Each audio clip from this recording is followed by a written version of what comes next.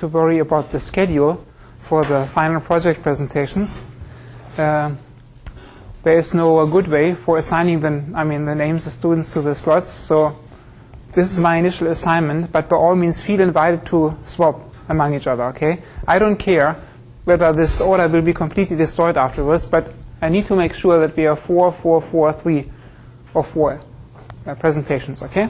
So no more than 4 on any of these given 4 dates. Those are the 4 last lectures, and assume that indeed the first presentations have to be given on 5/29. I mean, I might decide that I want to do lecture number 17 myself, depending on how I progress with my material, right? And I have a certain objective for myself what I would like to talk about. But I'm pretty sure that I can be done nearly after lecture 16. So this would be lecture 17, 18, 19, 20. No more than 4 per those. But for example, if you wanted to move around or have 4 speakers here and then only 3 in the first one, fine with me. Just agree among each other, okay? Again, so what do I expect there for the talks? At the time of your presentation, you do not have to be done with the implementation, with your prototype, okay? So your presentation really should just be about your goal, what you would like to demonstrate, right, at the very end of the class, right? So the deadline for actually demonstrating your working project, or hopefully somewhat working project, is the same date for everyone. So here it's just you talking to your classmates about the literature that you are reading, that you have read, the essential ideas that are out there that have already been implemented, done by other people, and then your own cool ideas, what you would like to add, develop, try, compare, test, right, or develop completely new from scratch. There is no literature out there. No one ever had this idea before. You are the very first one. Fine with me too. Just convince the class that you are the very first one to do it. Okay, so it can be as researchy and as challenging and as exciting as you want it to be, the final project. So here it's just talking about what's the input to your project, right? Where do you start from? The question, the challenge, the data set. What's the goal? Where would you like to lift yourself, right? I mean, how far would you like to reach? What's the algorithmic objective? What kind of problem would you like to tackle? What would you like to have designed, implemented, or developed at the very end? And you should talk also about the ideas that underlie your implementation, right? The ideas that will go into your program. But again, at this time of the presentation, I do not expect anyone to have things already implemented, at least not implemented fully. Okay? But at this point, I would like for everyone to get going with doing at least the literature background, right? I mean, big background study, going through the papers, blah, blah, blah. For many of you, looking at your proposals, for many of you, your talk will be about your research projects anyway, so this talk should not be too difficult. Okay? But again, it's very important that you know that you are the expert about the topic that you present, and only you understand that topic as well as you do. No one else in the class understands it, right, to that level. So you have to make sure that you present it in a way that all your buddies in class will understand it, right? You cannot talk, and after 3 or 4 minutes in your talk, you are so deep into your details that everyone is lost, okay? You can't do that. So you have to force yourself to present it to competent people, right? All graduate students, but you're the specialist in this particular area. Keep that in mind, right? Also, when I talk, I have to always force myself to talk at the level so that it's hopefully understandable, right, to a broad audience. Today I talk to you, tomorrow I talk to a different audience, so always, make sure that you keep in mind that you're talking to computer scientists, applied mathematicians, computational physicists, etc., right? And they use different languages, so whenever there is a specific language, domain-specific, try to lift that higher, right, to the next level so that's understandable to the person who is not in your discipline. As a computer scientist, try to talk to a physicist. As a physicist, try to talk to a mathematician, and so forth, right? So the language has to be this general scientific language that is understandable more broadly. So you will not impress your classmates if you talk at such a level of detail that you lose them after 5 minutes. No, you will impress your classmates if they are still excited after 20 minutes of your presentation. Okay? Yeah, Janelle? Should we have slides? You can do whatever, okay? I do not want to force you. Anyway, you can use PowerPoint. I mean, you can connect it over there, right? You can bring your laptop. You can give a PowerPoint presentation if that gives you more comfort, makes you more comfortable, by all means. But again, a lecture is 80 minutes, so we have 4 presentations. That makes 15 minutes for your own time. So I would like to see that maybe you have 15-minute talk time, and then there is 5 minutes of interaction between yourself and the rest of the class, so there's some interaction. So assume that you have about 15-minute presentation. That means no more than 15 slides if you use slides. Okay. So I see you can use overhead slides, you can use PowerPoint, or you can use, as I do when I lecture, the whiteboard. Or you can do it free speech, which requires a great deal of competence if you are able to do that.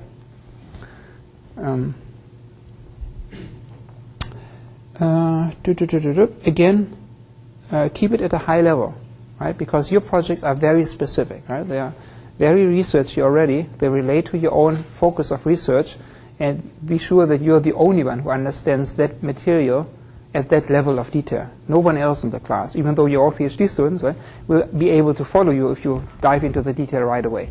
You don't have to. Okie doke, that's that.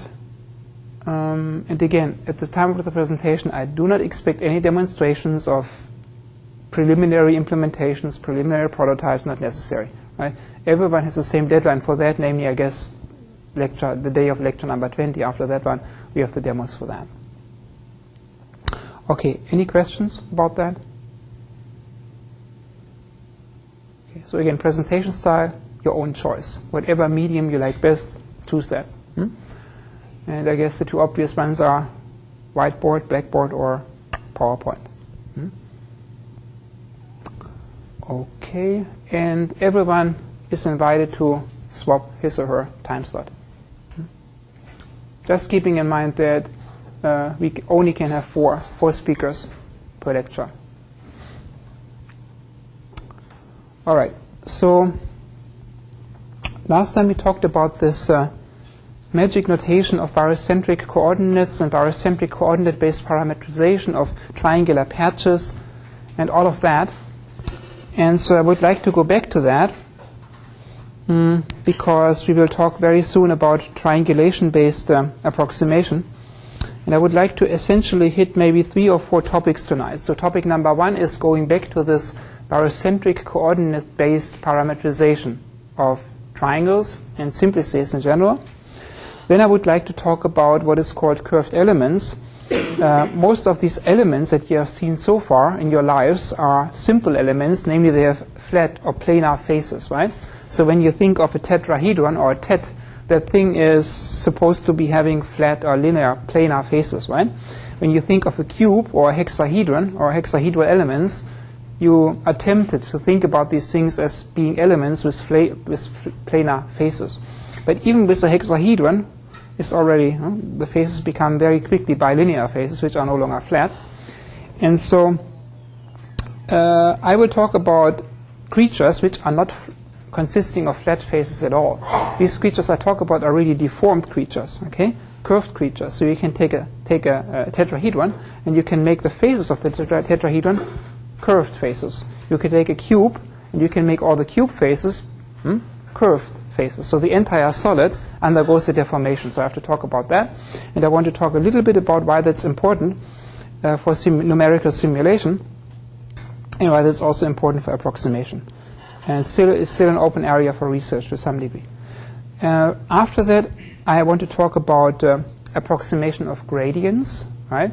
This is what we want to do. We want to construct smooth approximations for scattered data. And if we only have the samples, the sample locations and the measurements as input, we always have to worry about good ways to estimate the derivatives, right? The slopes, the gradients for that data. I will talk about that for the 1D, 2D, and 3-dimensional case. And after that, I talk about a particular way to represent a function over a triangle when we know the 3 corner values and when we have estimated the 3 gradient values at the corners. Okay, so that's kind of like the outline, the direction for today. So, all right. So now I have to translate this outline into meaningful words, pictures, and hopefully also correct the formulas, right? So, triangular triangular patches.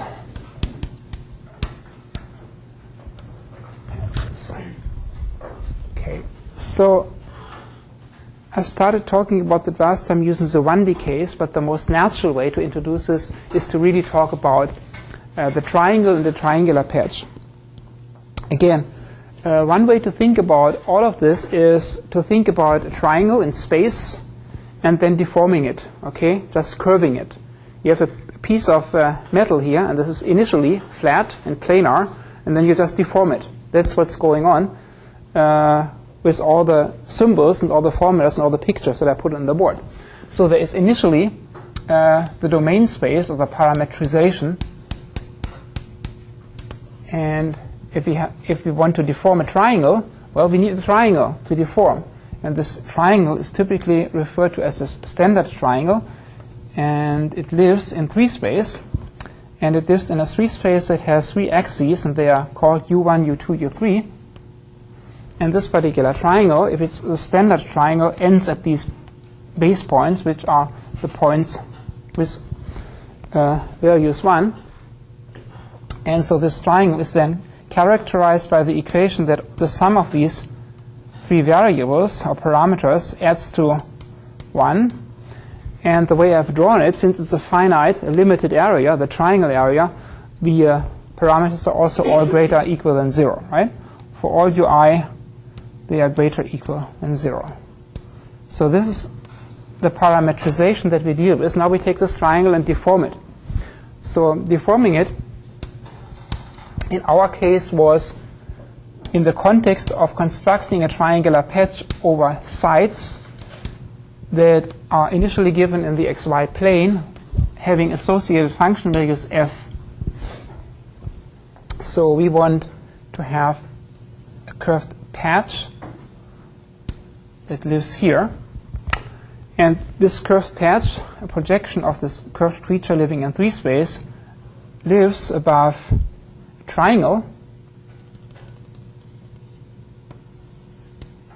Okay, and so this is just one triangle of a gazillion triangles for which we have to do this construction over and over again, but it's always the same construction. And the corners I can locally always number corner 1, corner 2, corner 3. And then I use this strange notation where I said we have Bezier points, Bezier ordinates that live at these locations and span a so-called control mesh or control polygon in the specific case of a quadratic patch.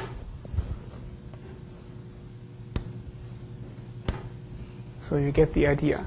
So there is this polytope, right, this piece of the polyhedron, that is a control mesh that introduces or implies this underlying curved surface that lives underneath that control mesh.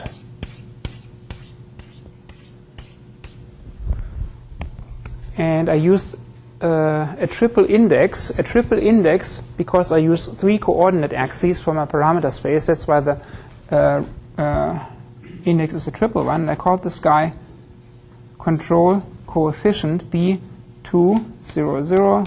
I call this guy B0, 2, 0. I call this back guy B0, 0, 2. This one would be B0, 1, 1. This one would be B1, 0, 1. And this guy here would be coefficient B1, 1, 0.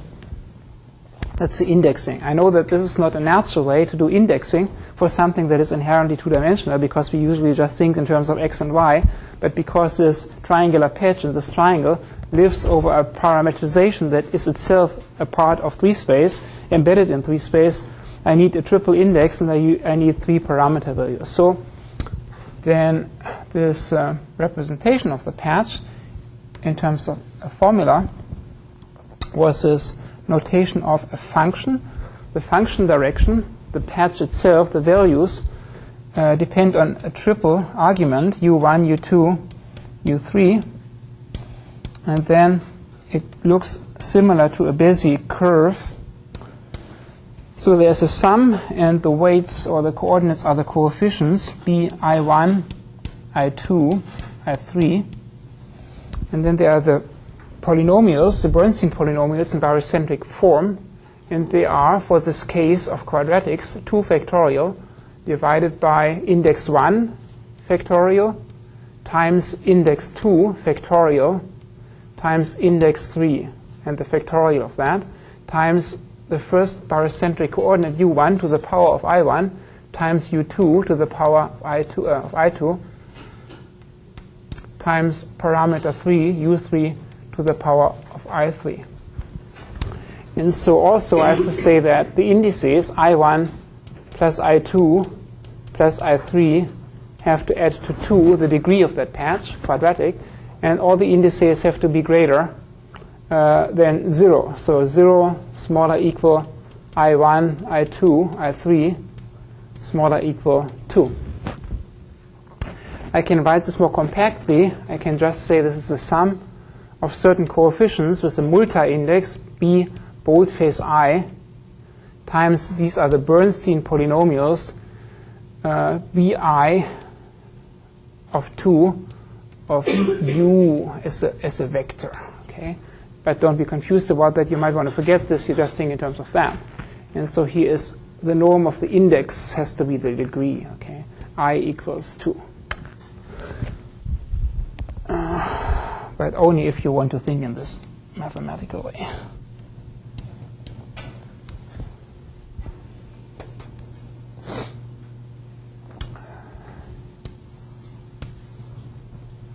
So again, we have a piece of metal, a triangular piece, which is the parametrization for a triangular patch that lives above the plane. And the way how we take this triangle, any parameter u1, u2, u3, and deform it to a point on this curved patch is given by this operator, by this function that operates on any parameter triple. And the way it does it, well, it computes this polynomial expression. That's it. Okay? So how do you get points on that surface? You just take any point in this triangle, right? This point here has a particular triple, u1, u2, u3. You plug the triple into this formula, you evaluate it, and you get, well, a function value. So this particular point is somewhere between u1 and u2, so between corner 1 and corner 3, and then a little bit inward, corner 1, corner 3, and inward. So it will be somewhere here, right? And the corresponding point on the patch will be there. Okay. Is the concept clear how that works? You have a triangle. A triangle loves to be defined in terms of barycentric coordinates. And then the curved parametric representation of this triangular patch is nothing but a deformation of a flat sheet of metal into a curved sheet of metal. Okay? And the way it is being deformed or curved is just this expression. So this is the specific case of n being 2, so that is a quadratic patch. Quadratic patch. The general case, of course, it can be an nth degree polynomial, right? It can have a bunch of wiggles, it can be much more complicated. Okay, this is the way you represent a function over the plane to get a curved patch above it. And now I also talked about the issue of curved elements, right? Curved triangles in the plane, what is that? And curved elements, curved hexahedra. Okay, so these are just remarks, and some of you guys might be intrigued by that. This is the topic of curved elements. I think I should first motivate it, why that's important. Curved elements. Okay. When you do a numerical simulation of the flow field around an aircraft, is the aircraft consisting of planar pieces, of linear pieces? Not really, right? So those, when you look out of the window, it's curved stuff, right? So therefore, the simulation should not be based on just using linear pieces, but it should be using curved pieces. Kind of like makes sense intuitively. So either you use what is called adaptive mesh refinement technologies, where you start with some initial, very primitive, very basic mesh, And then you refine it further and further until it's of very high resolution, and you can indeed deal with constant or linear elements. Or you say, no, that's not good enough ever. I always want to use the curved nature of the wing to begin with, and I want to have an element that indeed has a curved face.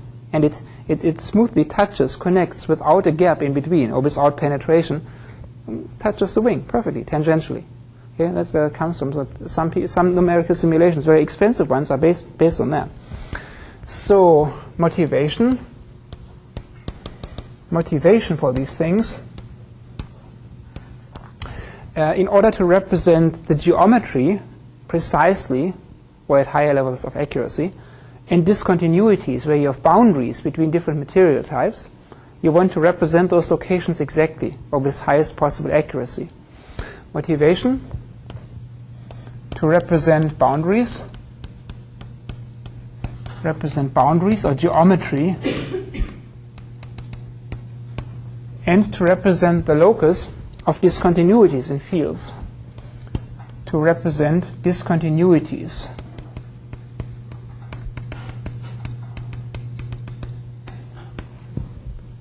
Okay, so I'll just give you an example how this works. For example, for the simulation around the curved aircraft wing, right here you have your curved geometry, and assume that you really are given an analytical description of this geometry in terms of very high degree polynomials.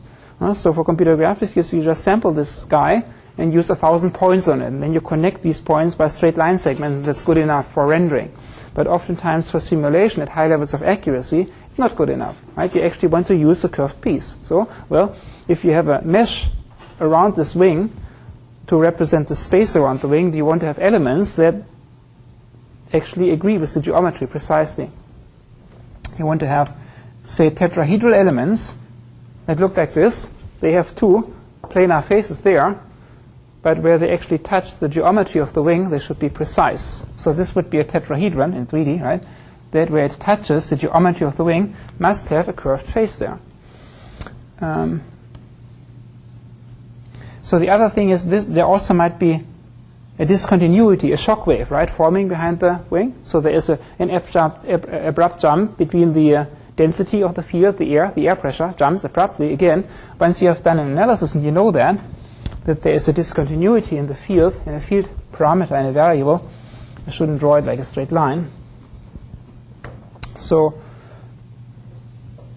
there could be a shock wave, and the shock wave introduces a discontinuity. Again, in order to capture that, you would like to use elements that have curved faces. So this is the type 1 geometry you want to represent, and this is the type 2 geometry that you want to represent with your elements.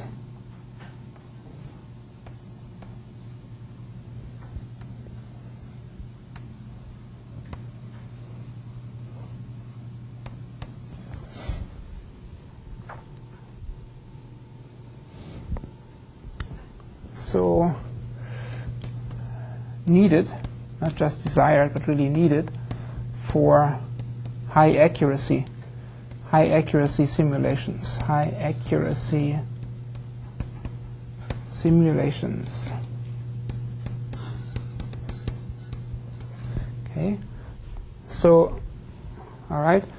So here we have the triangle element, and this was the triangle element 2. Right? This is the triangle patch, curved in 3 space, living above the plane. Here we also have to worry about curved pieces, right? But they are of a different nature in a sense, so we have to talk about those. They are curved triangles in the plane, not above the plane.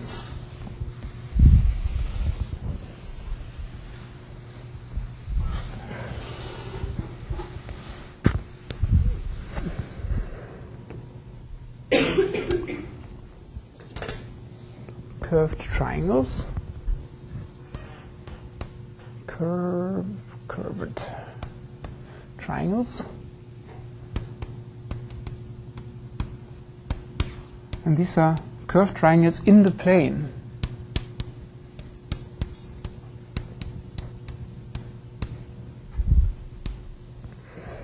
maybe a better word would be to call them deformed triangles. But so the parameter space for these guys is just like the parameter space I had on the board before. The domain is still this trivariate domain of 3 axes, u1, u2, u3. And I use my standard triangle. This is my parameter triangle. Goes up to the base points, 1, 1, 1. Now I take this triangle and I deform it. But not above the plane, but in the plane. So now I'm drawing something that really lives in the plane, the xy plane. So how do I take a standard triangle and deform it? Well, it will look like this.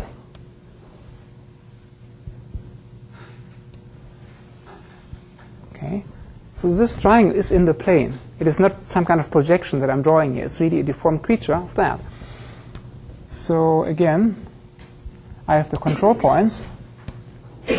And this would be a quadratic patch again. This patch lives in the plane. It has control points like these, just like the guy before.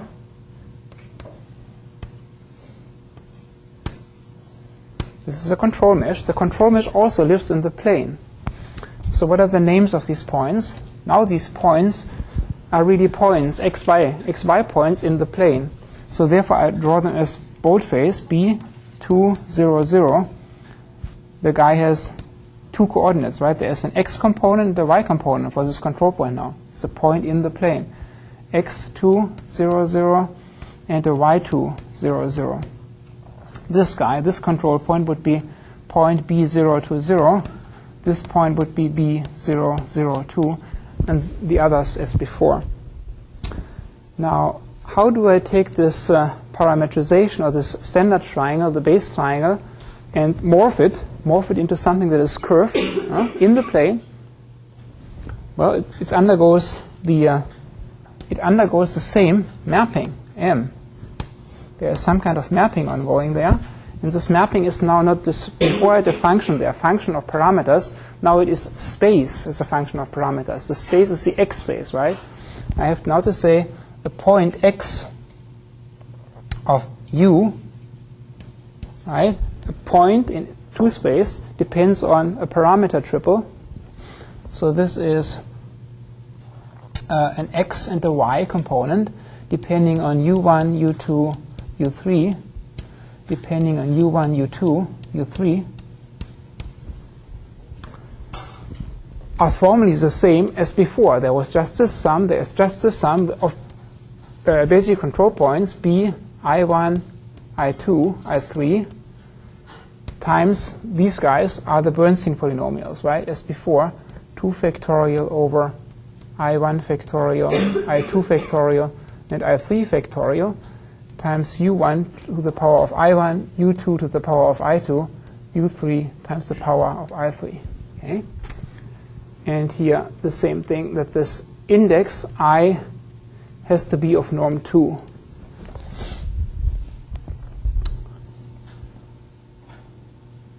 Now what does this mean? That means if I take any point in this parameter space, then this point undergoes a transformation or a deformation or a morphing just like any other point in this triangle.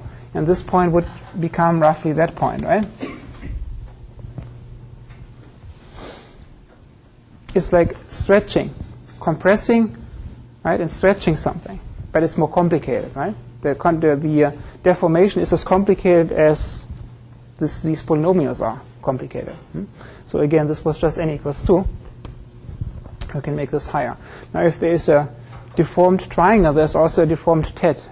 If there is a deformed tet, there's also a deformed hexahedron, right, and so forth. So now I'll just write this down. What this generalization is for the deformed tet or the curved tet.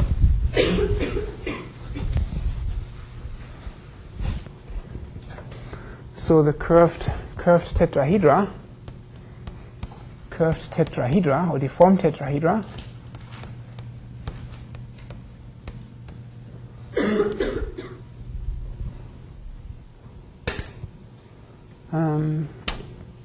I can no longer draw the domain space because that's in 40. So I have to draw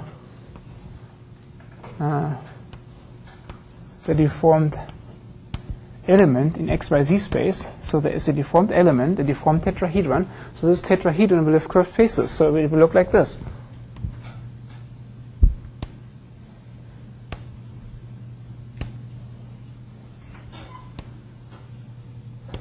Right? This is a deformed tet. This is a projection of the deformed tet into this drawing plane. I do not want to draw its control net. That's too many control points, even for n equals 2, and everything gets occluded. But I want to draw the control net at least by alluding to it and drawing it on the front face. So these are the control points at the corners, right? And then the front face here of this deformed tet, if it was n equals 2, a quadratic curved tetrahedron, would have this control mesh part on its front.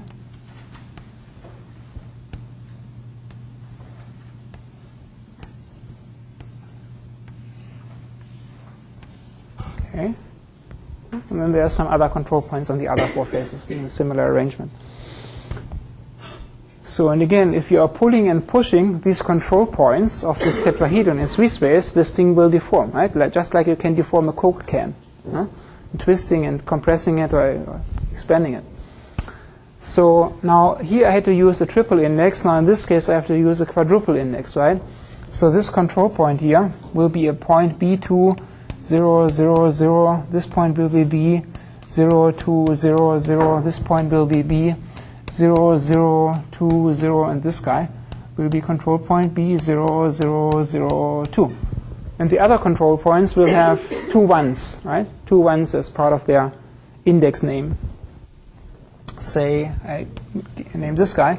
This guy would be control point B. It is between the first and the fourth, so it is B1, 0, 0, 1. And that's the way the index works. They have to, all the indices, the 4 indices have to add to 2. And then you can get at most, now we get exactly 6 plus 3 plus 1, 10, right? There will be 10 in total. 10 control points. So this curved patch is a point in space, right? It's a point of a solid. So this is really a point X, depending on this quadruple. And it's a point in the solid, X, Y, Z. It's a point in space that depends on 4 variables, barycentric coordinates, U1, U2, U3, U4, BAP, and then the last one the same way, U1, U2, U3, and U4. And then the notation is the same. It's really that we now just have to deal with 4 indices and 4 arguments. So index 1, index 2, index 3, index 4, and then times the degree, 2 in this case, 2 factorial over, blah, blah, blah, the product of the factorials of the indices, times U1 to power I1, U2 power I2, U3 to the power I3, times U4 to the power I4.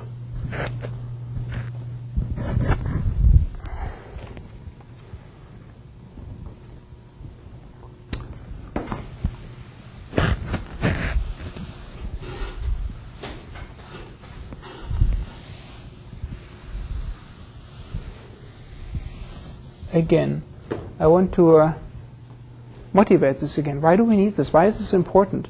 If you want to do a simulation of the flow field in this room, right?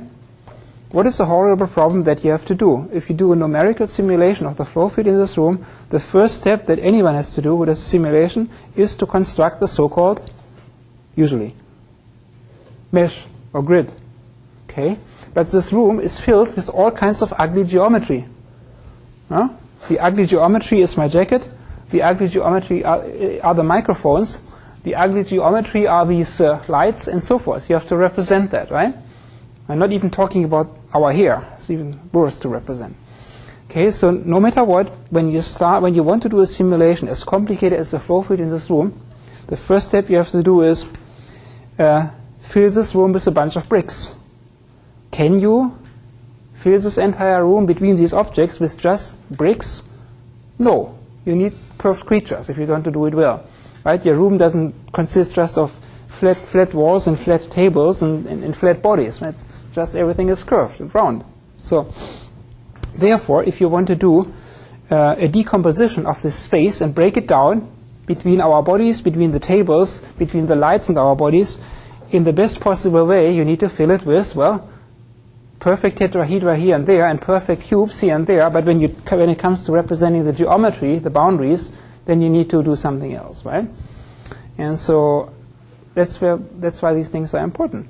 And the objective is to have a method, and this is unsolved, to come up with a method that fills this empty space between these objects with a minimal number of optimally placed curved elements of lowest degree.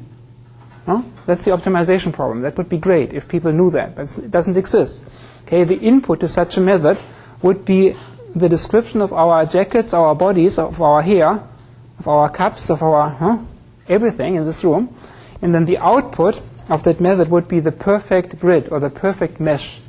And the perfect mesh would be a minimal number of elements that have to be curved, at least in these areas where they touch curved pieces, but they should still be of relatively low degree, because high degree is expensive and wiggles around, has oscillations. Optimal placement of minimal number of elements that are curved, have to be curved in certain areas, but are curved with respect to a low polynomial degree. Okay, that would be great if that existed. This method doesn't exist, and that's why people do it in the most straightforward way. They just put one big brick in this room. One big block represents this entire space, and then they do clipping or trimming, right? Then they clip all the geometry out. How to do that? Well, they take the one big brick and then they cut it into 8 octants, right? 8 baby bricks. Then you refine it more and more. And in certain areas, the geometry is much more complicated, namely there where they have to cut out my body, right? So in order to conform to my body, you need to refine this mesh, which only consists of perfect cubes at smaller and smaller scales. You have to cut and cut and cut and cut, and you get a huge number of levels of refinement, sometimes up to 15 levels or 16 levels or 17 or 20 levels, okay? And in fact, in terms of the error, it's still not good enough, because the phenomenon is not a phenomenon that is based on cubes or bricks. The phenomenon is based on something that is curved. So that's why this is important. So now I talk about the curved bricks, the curved cubes. Okay, what are the curved hexahedra? I talked about the curved triangles and tetrahedra first, but now I also should talk about curved quads, quadrilaterals, right? Quads and hexahedra, or cubes, hexahedra. And just very briefly, it's a little bit more natural to think about these guys, because this is our typical way of looking at the world with orthogonal coordinate systems. So in the quad case, we just have a two-dimensional parameter space, U1 and U2, and we can think of a deformed quad as a unit square that is being deformed. So if this goes from 0 to 1, and this here, in the other direction, goes from 0 to 1, then this perfect square gets deformed in xy space into a curved quad, and the curved quad living really in this plane would look like this. Okay. And again, why do we need it? Well, this curved quad might have to conform to an aircraft wing, right? For example. So this thing is curved in the sense that if I were to draw isoparametric lines in the domain here of the unit square, then these isoparametric lines would become curved lines, right? So this region is now a deformed region. Huh? All right, what is this mapping that takes any point from here to a point in xy space? Well, that mapping has to be a mapping x that depends on u.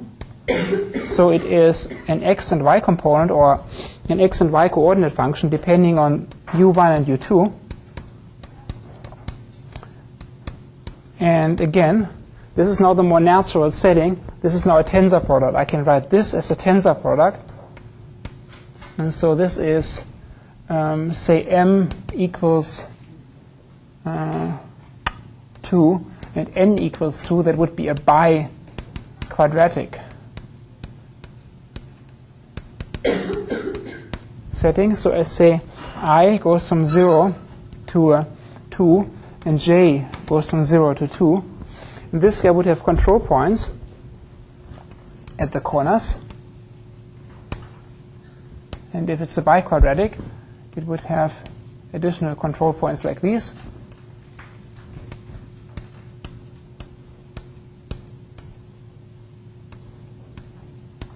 And the control mesh would somewhat look like this. Again, this lives in the plane. Okay, this is a mesh that lives in the plane. And so these control points are now B, I, j. So this guy here would be B, 0, 0. This one would be B, 2, 0. And this guy in the corner there is B, 2, 2. It's a more natural way of thinking about this indexing thing, right? This is a natural index. The triangle stuff and the barycentric stuff was a non-natural thinking. So, and this is BI of 2 of U1 times Bj of 2 of U2. And these are just the standard Bernstein polynomials of degree 2 as defined before. All right, so if I can take a unit square and deform it into a deformed square, then I can also take a unit cube and deform it and make it a deformed solid, right? Compressing it or stretching it or twisting it or making it self-penetrate, okay, which we don't want, but you can do interesting things with that. So if there is a curved quad, there is a curved tetrahedron. So the curved tetrahedron has as its domain a triple parameter space U1, U2, U3. And I say I take a unit box.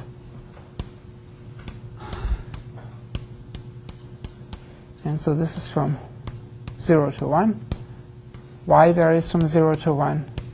And Z varies between 0 and 1. Then I can take this box and deform it.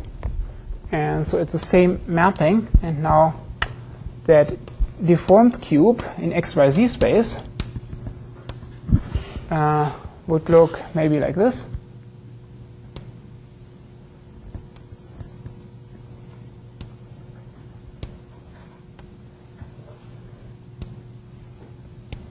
Okay.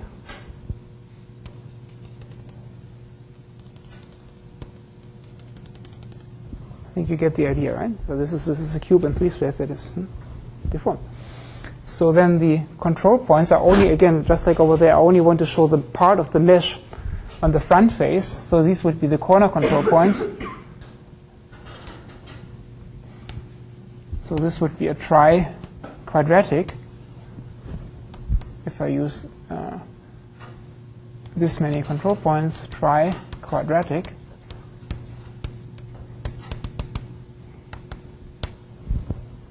And on the front face, the mesh would look like this.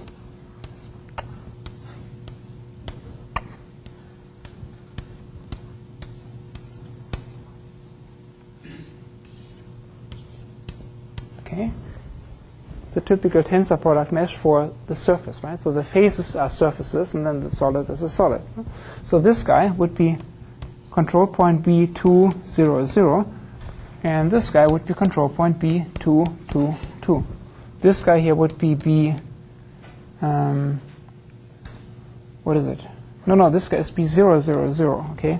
Lowest left front corner is 0, 0, 0, and the one furthest away is B2, 2, 2. So this guy would be B2, 0, 0. This guy here would be B, 0, 0, 2. That's how the index runs there. And so now I have to tell you what the mapping is there. How to take a unit cube and twist it around. And again, now it's a point in the solid, depending on a parameter tuple. So we have a point in space, x, y, z, which is the result of deforming the U space, the parameter space, U1, U2, U3, U1, U2, U3. And then again, this is just a triple sum. It's a tensor product. Sum, sum, sum. I from 0 to 2 in this particular example, j from 0 to 2, and k from 0 to 2. And then we have the control points. They have 3 coordinates, x, y, z coordinates, b, i, j, k, times Bernstein polynomials I of 2 in U1 times Bernstein polynomials j, order degree 2, of U2 times Bernstein polynomials index k degree 2 of parameter 3. Okay. How do you get a point in that solid? Well, you take any triple U1, U2, U3, you plug it into that formula, well, and you get a point there. Right? Okay.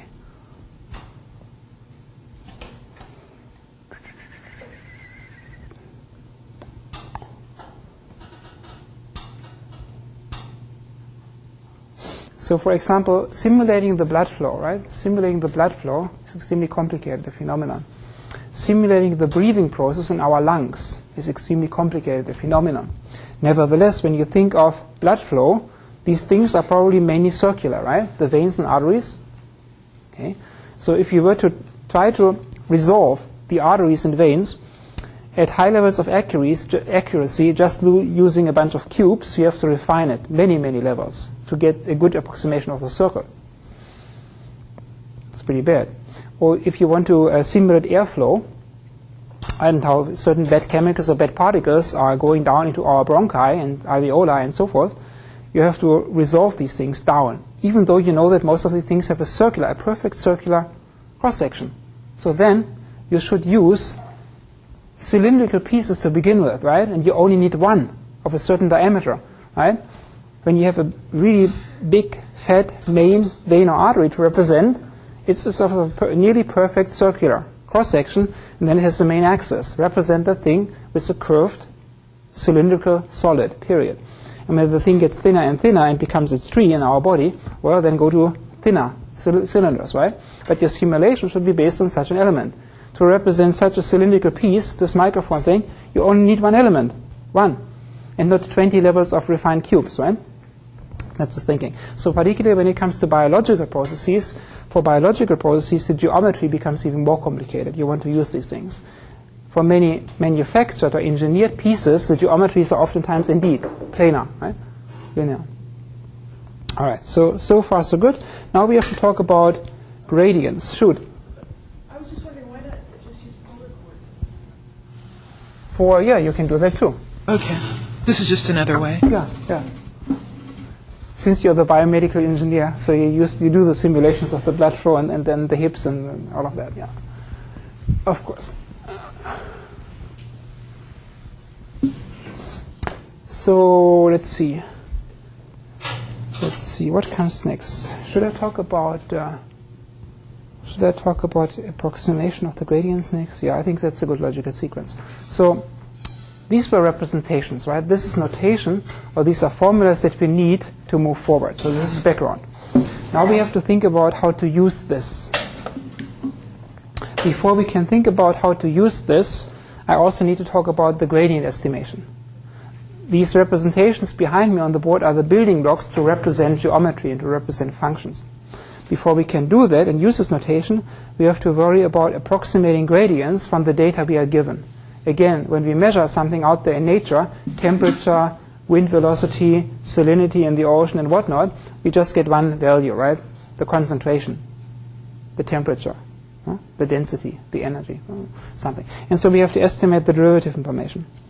So I talk about that next, and then we have everything that we need. Then we have, in the scattered data sense context, we have sites with gradient estimates, and then we have to triangulate things, right? We need to use triangulation to triangulate the sites, and then we can put curved triangular patches above those triangles, or we can fit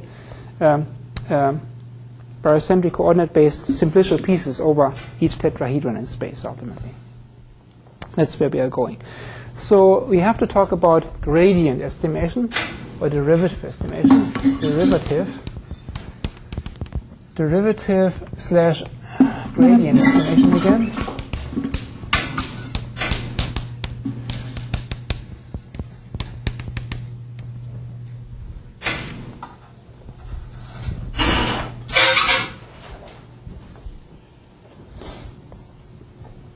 All right, let's do it for the 1D case. The 1D case, what are we given to begin with? We are given points or sites on the x-axis, and we have them in scattered arrangement, so arbitrary, anywhere. Okay. And particularly we have these here, side xi, xi plus 1, and xi minus 1. That's the logical ordering and indexing from left to right, from 0 to n. And we need to worry about good slopes, right? So we need a slope here, we need a slope here, we need a slope here, we need a slope there, we need a slope there. So how do we get the slopes? How do we estimate a good slope for xi? Tell me.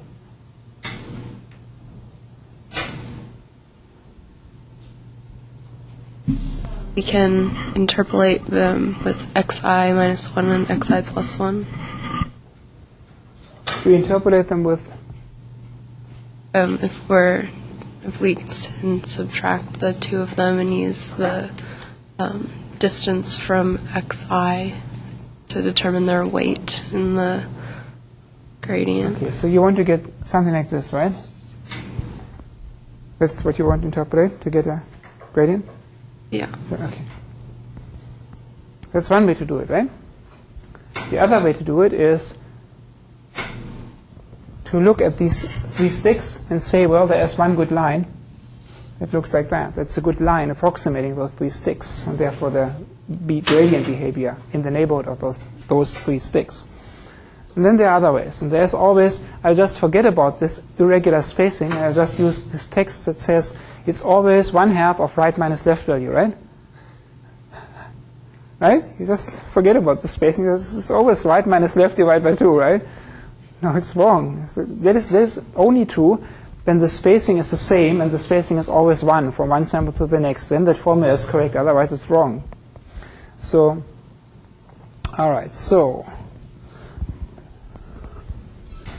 let's do Jennifer's case first. So, first, we can do a local quadratic fit, right? Quadratic fit. And it really fits because it is interpolating locally. So locally, the situation is like this. You have an x, and you have your three sides of relevance here, and they have non-uniform spacing. This is xi, this is xi minus 1, xi plus 1. Again, different spacing. There are some sticks, function values, f direction, given with these guys. Some fi, some fi minus 1, and some fi plus 1. And now we want to compute this guy, right? And say, well, this guy will have a well-defined slope there, and we will use that as the estimate there for slope.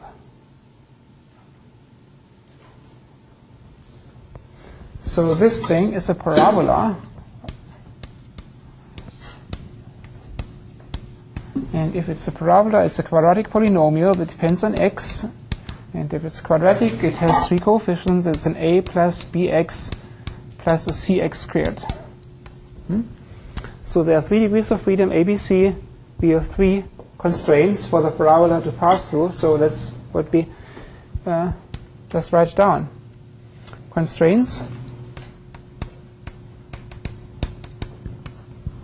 We want the parabola, which has coefficients a, b, and c unknown, to interpolate the values fi minus 1, fi, and fi plus 1 when we plug the different sides in there. So when we plug the sides in there, well, we have to plug the sides into these x expressions. So it is 1 times a plus xi minus 1 times b plus xi minus 1 squared. The next one is 1 xi plus xi squared. The last one is a plus xi plus 1b plus c times xi plus 1 squared, right, equals last point. So we have a 3x3 problem. From this, you solve this thing, you obtain the triple, the coefficient triple ABC, right? And so now you can evaluate, of course, this quadratic polynomial once you know a, b, and c for the location in the middle, well, for the side of interest. So you can now say the derivative q prime at location xi is this guy evaluated at xi. So it is just a plus b xi plus c times xi squared. Well, since you want the derivative, you have to differentiate that thing. No? If you differentiate it, it is b plus 2 times c xi. Right? You don't want the value there, you want the derivative there. So this differentiated with respect to x is b plus 2c x. No? And so you have this. And then you will just use this value, q prime, as the derivative there. You will just use this as fi prime. Boom. And now you do this plays this game all over the place, and you get nice derivative estimates.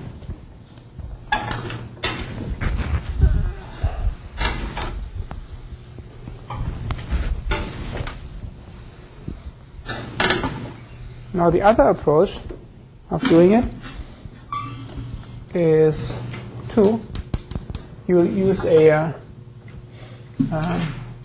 least squares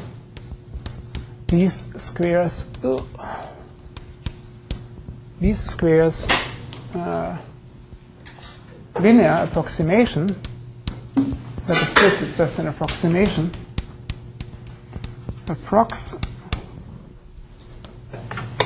So what do you do there? Again, you look at the neighborhood of 3 points, 3 sides, 1, 2, and 3. Side, side, side, xi minus 1, xi and xi plus 1, and value, value, value. And you want to get a definition of this least squares line, which looks like this. This is the best possible line that approximates in the best possible sense these function values. So this will be a line to approximate fi minus 1, fi, and fi plus 1. If it's a line, then it has an expression of the form line of x equals, well, a plus bx, a plus bx. And now we have this misery that we have 3 sides and 3 values, that we only have 2 degrees of freedom. That's why it becomes the least squares problem. So again, the setting up of this problem is as follows. Setting up